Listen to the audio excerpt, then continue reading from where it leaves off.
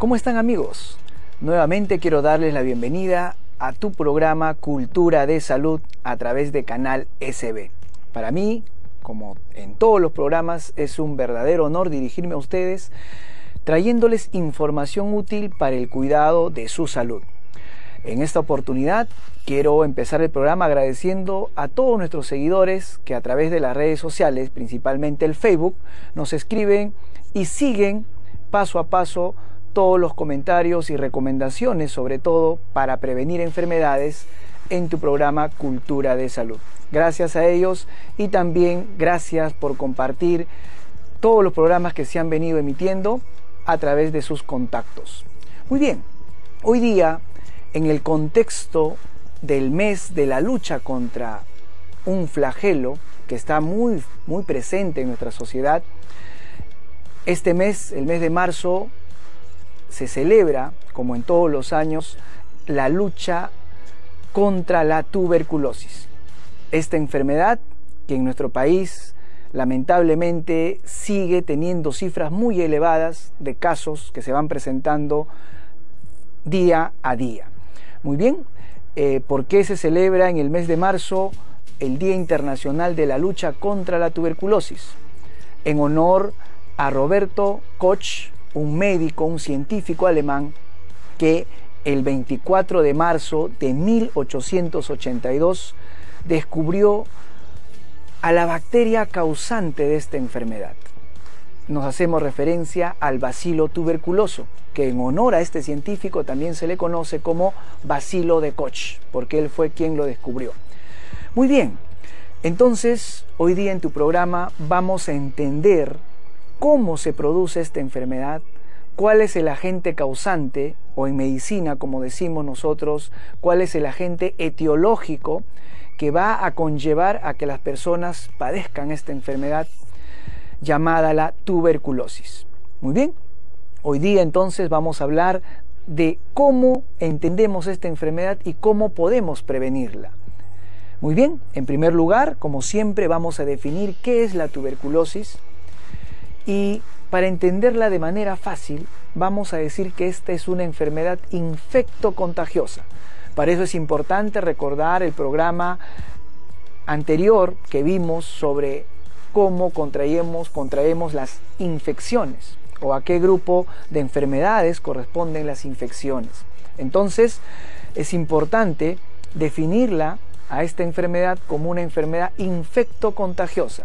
¿Qué quiere decir? Que va a ser causada por un microorganismo, en este caso una bacteria denominada bacilo tuberculoso o bacilo de Koch. Ese es el agente causante o agente etiológico, que ya desde la época de Roberto Koch se puede observar al microscopio. Incluso en estas épocas podemos hacer el diagnóstico más preciso con pruebas de última generación. Muy bien, si es una enfermedad infectocontagiosa, que quiere decir ocasionada por una bacteria, por un microorganismo que invade a la persona que contrae esta enfermedad, y es contagiosa porque lo podemos transmitir de persona a persona. Y es fácilmente contagiable porque basta con un estornudo o una tos en la cual la persona que está infectada con esta bacteria esparce a la bacteria, al microorganismo, y puede contagiar incluso hasta 15 personas alrededor. Esta manifestación de tos o estornudo puede, a través de unas gotitas llamadas gotitas de Flügger, que muchas veces son microscópicas, puede llegar hasta las vías respiratorias de otras personas. Entonces, ¿cómo ingresa esta bacteria a nuestro organismo? El colegio utiliza la respiratoria alta, quiere decir por fosas nasales o por la boca, de persona a persona, que a través del estornudo, que es el mecanismo más frecuente, o la tos, que es el otro mecanismo más frecuente por el cual esta bacteria se esparce hacia otras personas. Pero también debemos de señalar que la tuberculosis no solamente afecta a los pulmones. Entonces la tuberculosis pulmonar no es la única, es la más frecuente, sí, y es la que más muerte causa en nuestra población. Pero la tuberculosis o esta bacteria puede invadir también a otros órganos o tejidos. existiendo, por ejemplo, la tuberculosis renal, la tuberculosis intestinal, la tuberculosis en la piel, la tuberculosis en diferentes órganos o tejidos. Incluso puede llegar hasta los huesos, llamada, o cuando se presenta esta enfermedad en los huesos, se conoce como el mal de Pot, que incluso puede ocasionar fracturas patológicas en las personas que tienen esta enfermedad. Y la forma más grave de la tuberculosis no es la tuberculosis pulmonar. La tuberculosis pulmonar es la más frecuente, es la que incluso se puede diagnosticar con más facilidad. Pero hay otra tuberculosis que es la más grave, que es la tuberculosis meningia, o sea, la tuberculosis a nivel del sistema nervioso central o a nivel del cerebro. Esas tuberculosis son las más graves porque pueden causar la muerte de forma rápida en las personas, porque es una infección bacteriana que incluso a través de la sangre o otras vías, como por ejemplo la tuberculosis miliar, que es otra forma de presentación de esta enfermedad, puede diseminarse vía hematógena, vía sanguínea, a otras partes del cuerpo.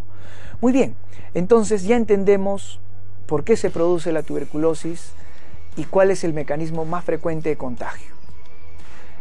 Como es la vía respiratoria la forma más fácil de contagiar, es ahí a donde tenemos que llegar en la parte preventiva. ¿Y cuáles son las manifestaciones clínicas, los síntomas que produce esta enfermedad? Si es una tuberculosis meningia, podrá haber dolor de cabeza, desvanecimiento, puede haber incluso trastorno de conciencia u otras alteraciones. Incluso puede haber muerte súbita en las personas. Pero si es una tuberculosis que afecta a los riñones, habrán manifestaciones renales. Y de igual manera, el órgano afectado tendrá sus propias manifestaciones clínicas. Pero la forma más frecuente, que es la tuberculosis pulmonar, esa tuberculosis, el cuadro clínico típico característico es la presencia de tos. La presencia de tos por más de 15 días se refieren los libros. Y no solamente la tos, el paciente empieza a bajar de peso, pérdida de peso en corto tiempo. Puede haber sudoraciones nocturnas, ¿no? El paciente incluso sin hacer actividad física o sin estar con fiebre presenta sudoraciones nocturnas. Y todo esto se suma al malestar general, desvanecimiento, fatiga, cansancio, debilidad muscular y otros factores que se pueden asociar, otros síntomas que se pueden asociar a esta enfermedad. Existe también otra forma de presentación de esta tuberculosis, que es la tuberculosis pleural. ¿Qué quiere decir esta? Que ataca a la envoltura. Para que ustedes lo entiendan de manera práctica, los pulmones tienen unas envolturas que son unas membranas llamadas las pleuras. Y entre las pleuras se puede acumular líquido llamado el líquido pleural. Entonces existe otra forma de tuberculosis, la llamada tuberculosis pleural, que muchas veces no causa tos, no tiene los síntomas típicos de la enfermedad, pero hay líquido que se acumula en esa región. Y la única forma a veces de diagnosticarla es cuando el paciente respira profundamente, va a tener dolor pleurítico o dolor pleural en la zona donde se esté acumulando el líquido. Por eso que hacemos incluso la famosa toracocentesis para extraer líquido y tomar una muestra y mandarlo a estudiar al laboratorio. Muy bien, entonces las manifestaciones clínicas van a ser diversas, pero lo principal va a ser tos, a veces con expectoración, incluso cuando el daño en el pulmón ya es masivo, puede haber tos con expectoración sanguinolenta. O sea, ¿qué quiere decir eso? La flema, el esputo acompañada de rasgos de sangre. Eso quiere decir que la bacteria ya está destruyendo no solamente el parénquima pulmonar, sino a los vasos sanguíneos que están irrigando esa parte. Y eso es lo que nosotros llamamos la famosa hemoptisis. Siempre mis alumnos me preguntan, doctor, ¿qué es la hemoptisis? Pues la hemoptisis es una tos con flema acompañada con sangre. Incluso esta hemoptisis muchas veces puede ser grave porque no solamente va a venir la flema acompañada de sangre, sino también la flema con sangre evidente, ¿no? Incluso que puede causar un shock hipovolémico en el paciente. Eso quizás ya sea una forma complicada de la enfermedad. Muy bien, entonces los síntomas y signos van a depender del órgano dañado y si son los pulmones, principalmente la tos con baja de peso, sudoración nocturna. Y cuando esta En tuberculosis pulmonar se complica, se puede acompañar incluso de mucho dolor a nivel torácico, si hay derrame pulmonar, sangrado a nivel de la tos, que se llama la hemoptisis, y cuadro sistémico general como fiebre, malestar, el paciente ya se está complicando, incluso dificultad para respirar. Cuando el paciente está con una tuberculosis avanzada o una tuberculosis que ya ha destruido el pulmón, puede tener incluso un distrés respiratorio o una insuficiencia respiratoria aguda, que lo puede llevar muy fácil a la muerte. Muy bien, una vez que hemos comprendido la etiología, que quiere decir la causa, los síntomas clínicos de esta enfermedad, la pregunta es, doctor, ¿cómo lo diagnosticamos? Para eso existen dos tipos de diagnósticos: el diagnóstico oportuno, temprano, preventivo, y el diagnóstico tardío, cuando ya se manifiesta la enfermedad. Lamentablemente en nuestro país y en muchos países de Latinoamérica todavía se diagnostica esta enfermedad, y lo tengo que decir así, en el mes de la lucha contra la tuberculosis se diagnostica la enfermedad cuando ya produce síntomas, cuando ya el pulmón probablemente esté destruido, uno o ambos pulmones, o cuando ya el paciente empieza con las complicaciones o empieza a toser con sangre, o cuando hay dolor, fiebre o malestar, o cuando hay dificultad respiratoria. Llegan a los hospitales y en la emergencia lo único que hacemos es a veces darle el diagnóstico a través de las pruebas que pedimos para hacer el diagnóstico. Inmediatamente a los pacientes se les da la noticia y tienen que recibir un tratamiento específico. Por eso que a esta enfermedad también se le llama proceso específico o enfermedad específica, porque cada paciente debe recibir un tratamiento de acuerdo a la evaluación especializada. Para eso existen nuestros amigos, nuestros colegas, los neumólogos, que son los que manejan estos casos cuando incluso ya está complicado. Pero todo médico general, incluso nuestra población, debe conocer que esta enfermedad es completamente curable y tratable cuando se diagnostica a tiempo, excepto cuando ya hemos creado un ambiente de multidrogoresistencia o extremada resistencia a esta bacteria. Entonces, en ese sentido, lo que nosotros tenemos que hacer en primer lugar es hacer un diagnóstico oportuno. Actualmente, felizmente, en muchos trabajos ya existen los famosos médicos ocupacionales, como por ejemplo, cada año ellos hacen un control a su personal, incluso para el personal de salud, para que salgan de vacaciones se les hace un control radiológico y control de pruebas de descarte de tuberculosis antes que salga de vacaciones y después cuando retornan de sus vacaciones. En los sitios donde hay médicos ocupacionales de igual manera hacen un control para descartar esta enfermedad, porque se imaginan ustedes, una persona con tuberculosis en fase activa puede contagiar al resto de las personas que conviven con él. Existen muchos factores de riesgo para poder contraer esta enfermedad. Un factor de riesgo importantísimo es el factor epidemiológico. ¿Qué quiere decir esto? Los países que están del mundo, si hacemos una línea, los países de Norteamérica o los países que están al norte del hemisferio norte, ¿no es cierto?, del planeta, generalmente no tienen esta enfermedad porque ellos han trabajado bastante ya la parte preventiva, están a otro nivel. Ellos padecen de otras enfermedades respiratorias y la tuberculosis es raro. Y cuando se presenta, igual ya saben cómo actuar. Aquí en América Latina y todos los países del sur del mundo, generalmente esta enfermedad es muy prevalente, es muy importante las cifras que se presentan. Incluso tiene mucho que ver con el nivel sociocultural y económico de un país. Y eso tenemos que decirlo con total claridad. A pesar de los esfuerzos que se viene haciendo para luchar contra esta enfermedad, todavía está relacionada con la pobreza, está relacionada con el nivel de cultura de la población, el acceso a los servicios de salud y sobre todo que la gente tome conciencia de que cuando tiene esta enfermedad tiene que recibir tratamiento hasta que la enfermedad realmente sea curada y no abandonar. Entonces, ¿cómo hacemos el diagnóstico oportuno? A través de los controles médicos. El médico se va a dar cuenta acerca de los factores de riesgo. Si hay factores de riesgo como el hacinamiento, las personas que viven en lugares cerrados, las personas que comparten muchas veces un ambiente reducido y basta que haya una persona con enfermedad respiratoria, en este caso la tuberculosis, puede poner en riesgo a toda la familia. En los lugares donde hay, en las cárceles por ejemplo, ¿no? Basta que un preso tenga la enfermedad, puede contagiar al resto. En los asilos de ancianos, en los lugares donde hay hacinamiento, ahí tenemos que tener mucho cuidado. Y ese es el factor epidemiológico.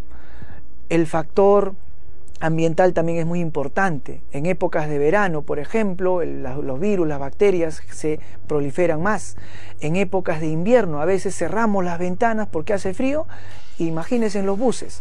Existe un reporte de hace muchos años atrás que aquí en Lima Metropolitana, por ejemplo, los cobradores de combi o las personas que utilizan los servicios de transporte público estaban hasta un 75% infectados de esta enfermedad y por ahí estaban andando sin un tratamiento específico, poniendo en riesgo a nuestra población. Para el diagnóstico es eso, el factor epidemiológico. Otro, el diagnóstico a través de una placa radiográfica. ¿Qué quiere decir esto? Le tomamos una radiografía de tórax, póstero anterior, y un buen ojo clínico va a poder observar si tiene o no el infiltrado o, como decimos nosotros los médicos, las manchas blanquecinas que puede aparecer a nivel pulmonar. Eso es lo que llamamos las imágenes radioopacas, principalmente a nivel de los ápices o en las puntas, como decimos, de los pulmones. Principalmente el pulmón derecho es el que más está afectado por nuestra anatomía humana. Otras pruebas, el BK de esputo, el examen de esputo que busca demostrar la existencia de la bacteria, que puede ser en esputo, en heces, en diferentes muestras. El cultivo de BK. Existen también otras pruebas, como por ejemplo el PPD, que es una prueba de tuberculina que se inyecta una sustancia mínima a nivel de la piel para ver si esta reacciona.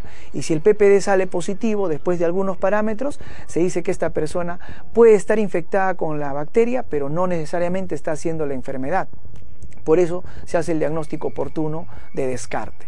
Y existen otras pruebas ya más sofisticadas que solamente lo hace aquí en el Perú el Instituto Nacional de Salud u otras instituciones grandes, de repente el Seguro Social, donde se hace un diagnóstico más preciso de esta bacteria, donde no solamente se sabe exactamente si tiene la bacteria, sino qué tipo de bacteria tiene, si ha hecho o no ha hecho resistencia a cierto tipo de fármacos. Y ahí quiero llegar. Existen varias clasificaciones de la tuberculosis o los pacientes que ya tienen esta enfermedad. Uno, por ejemplo, es el tuberculoso sensible. ¿Qué quiere decir sensible? Es aquel que va a responder muy bien al tratamiento farmacológico de primera línea. El tuberculoso sensible. Existen otros tipos de tuberculosis. Por ejemplo, habrán escuchado del famoso tuberculoso MDR, o los pacientes que tienen multidrogoresistencia. ¿Qué quiere decir esto? Que esa bacteria que está afectando a esta persona ya ha hecho resistencia a mínimo 2 antibióticos de primera línea, lo más conocido, la rifampicina y la isoniazida. Y existen los tuberculosos o los pacientes con tuberculosis XDR. ¿Qué quiere decir esto? Extremadamente resistentes, que han hecho resistencia a 2 fármacos de primera línea, rifampicina y isoniazida, y a un fármaco de segunda línea, como por ejemplo la amicacina o una fluoroquinolona, que son fármacos ya de última generación. Entonces, estos pacientes, si es un paciente que ha sido diagnosticado con tuberculosis sensible, la recuperación y el tratamiento es, si recibe adecuadamente la orientación, el tratamiento y completa, sobre todo el esquema de tratamiento que va a durar alrededor de los 6 meses, es completamente curable. Y si se ha sido detectado la enfermedad en periodos cortos, no ha hecho daño todavía al pulmón, incluso puede recuperarse sin dejar secuelas. Pero cuando es MDR ya el tratamiento cambia, incluso el tratamiento se prolonga y la recuperación puede ser no tan efectiva. Y con los pacientes que tienen tuberculosis extremadamente resistente, no hay un tratamiento único. Se tienen que probar fármacos para ver cuál de ellos lo va a recuperar. Y los extremadamente resistentes, ya que decirlo así, acá en nuestro país son muy pocos los que se recuperan. Son muy pocos los que realmente salen de ese cuadro extremadamente resistente, porque carecemos todavía de fármacos a pesar que se ha hecho muchos avances en cuanto a investigación. Pero lamentablemente nuestra realidad todavía nos dice que estos pacientes no se recuperan del todo. En el peor de los casos fallecen muy jóvenes y en muy corto tiempo, o se recuperan pero ya con secuelas en el pulmón que muchas veces se complican fácilmente con otras enfermedades, principalmente el VIH, porque este virus llamado VIH afecta de manera oportunista a las personas que tienen tuberculosis porque sus defensas están completamente bajas. Por eso vemos en los hospitales pacientes con tuberculosis y VIH son muy frecuentes. Muy bien, entonces ya hemos hablado incluso así a grosso modo, a grandes rasgos, que hay tratamiento para esta enfermedad. Y existen los tratamientos de primera línea, como por ejemplo la rifampicina, la isoniazida, el etambutol, la streptomicina, que incluso son fármacos que lo da gratuitamente el Ministerio de Salud o de Salud a sus pacientes asegurados de manera gratuita cuando entran a un programa de tratamiento que es el programa de la tuberculosis. Pero lamentablemente las personas, por diferentes motivos, abandonan el tratamiento, y principalmente abandonan el tratamiento cuando ya creen que los síntomas, o creen haberse curado porque ya no presentan síntomas, y después de 15 días o 20 días o a veces algunas veces al mes o 2 meses sienten que ya están mejor y creen haberse curado y abandonan el tratamiento. Pero cuando vuelven a tener nuevamente los síntomas que van a ser peores, queremos usar esos mismos fármacos y ya no sirven, y lo que han hecho es resistencia bacteriana. Por eso es que existen muchos casos de pacientes multidrogo resistentes y pacientes extremadamente resistentes, que en el Perú cada vez son más frecuentes. Muy bien, señores, entonces estamos llegando ya al final de su programa por hoy día, tratando de que seamos conscientes y luchemos desde donde nos toque estar para que esta enfermedad no siga afectando a nuestra población. Y dentro de las medidas de prevención más importantes tenemos el lavado de manos, evitar de repente ambientes cerrados, o si hay una persona con tos, evitar que nos estornude directamente. A veces es inevitable, por eso que el paciente que tiene esta enfermedad tiene que ser consciente de que lo tiene y no poner en riesgo también a otras personas. Se recomienda a los pacientes que tienen esta enfermedad y pueden estar en fase de bacilífera o en fase de mucha actividad bacteriana, usar unos protectores. ¿Cuáles son los protectores más importantes para el paciente? Tenemos las famosas mascarillas. Estas mascarillas son para el paciente, para que el paciente al momento de toser o estornudar, al colocarse debidamente el protector, si tose o estornuda, no esparza a la bacteria poniendo en riesgo a otras personas. Pero estos son para los pacientes. De igual manera, hay otras mascarillas simples, ¿no?, que lo puede utilizar el paciente con la finalidad de no esparcir la bacteria y contagiar a otras personas. Pero para el personal de salud, y acá también, por favor, a mis colegas médicos, sobre todo a los que trabajan en áreas críticas como la emergencia, usen adecuadamente sus respiradores. A diferencia de estas mascarillas simples, denominadas así mascarillas, el personal de salud, sea médico, personal técnico o hasta incluso nuestros señores vigilantes que están ahí en contacto con los pacientes, utilicen en las áreas críticas identificadas del hospital sus respiradores.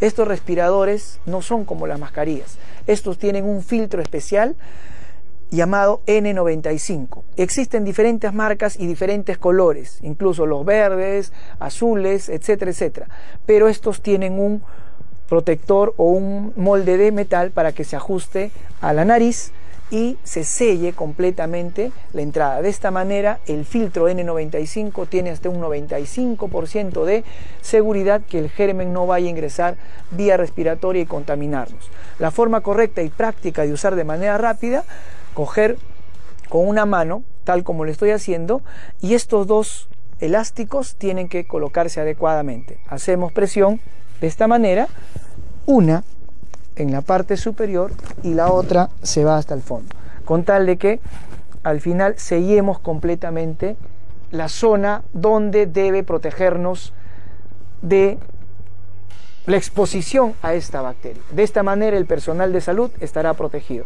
Y de igual manera, a las personas que visitan los hospitales se recomienda el uso de estos respiradores N95, porque no sabemos en qué momento nos podemos poner en contacto con un paciente que ya tenga esta enfermedad. Les invito a que revisen nuevamente el capítulo anterior sobre cómo prevenir las enfermedades infecciosas, y ahí también se habló de la tuberculosis, porque esta es una enfermedad infectocontagiosa cuya lucha depende de todos. Muchísimas gracias, mis estimados amigos y toda la gente que nos sigue a través de las redes sociales. Recuerden nuevamente nuestro lema en tu programa de salud: Cultura de Salud, nuestro lema es: cultivando nuestra salud, generamos bienestar. Hasta otra oportunidad, se despide de ustedes su médico amigo, el doctor Jesús Alonso Ronquillo, y luchemos contra la tuberculosis. Muchísimas gracias.